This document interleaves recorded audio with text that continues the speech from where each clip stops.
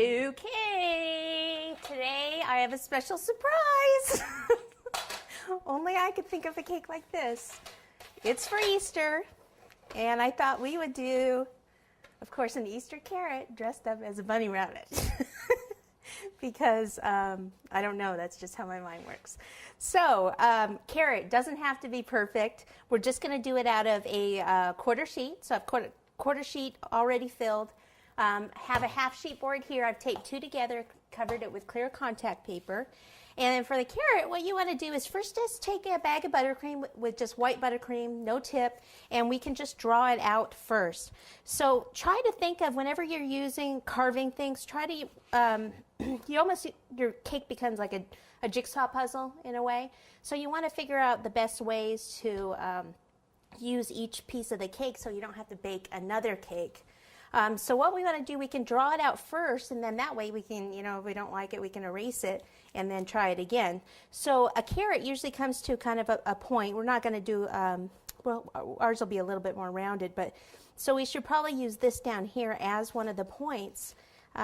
So what we can do is a carrot would have more of a kind of a roundish top like this, and then come down, and we'll come down to kind of down about here, and that way we can kind of maybe round some of this off.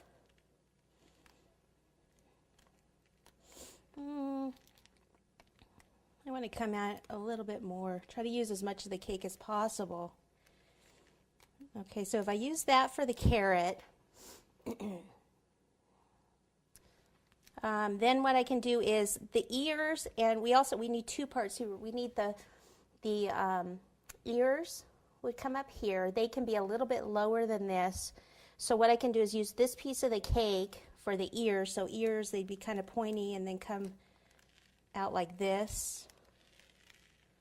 So what I can do is use this cake but use half, cut one piece but then make two ears, cut it in half this way, make two ears out of it, and then use this piece in between for where the stem of the carrot would be. Something like that. Does that make sense? I don't know. I say we just go for it and see how it comes out. So I think it'd be cute. One thing I do want to check though, if I put it on here and then the ears are that big, will it fit? Just about. Okay, so I usually try to take it off of here when I start cutting.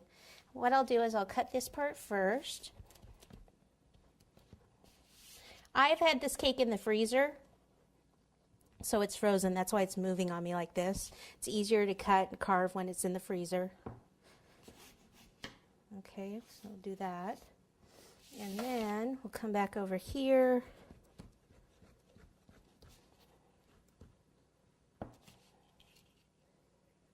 That is pretty darn cold. That's okay.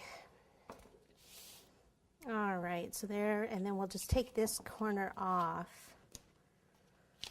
All right, so what I want to do here is, let me see if any of this will come off. Okay, that part, I'll move that part off. This one, what I'll do is move it over, and then I need this cardboard board. Actually, let me cut a little bit more of this.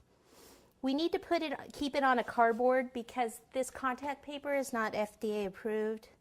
So we need to keep the cake on the cardboard and just tape it to that board. So I need to cut around this cake once I kind of get it in the shape that I want it. And I think that's actually pretty good right there for the carrot. It doesn't have to be even on both sides. It's a carrot. Carrots aren't perfect. So this is another one of those cakes you can't mess up on. Or can we? Okay, so if I move this all the way over here, then I won't have to cut as much of the board. I have a trash can below me so I don't get crumbs all over the floor.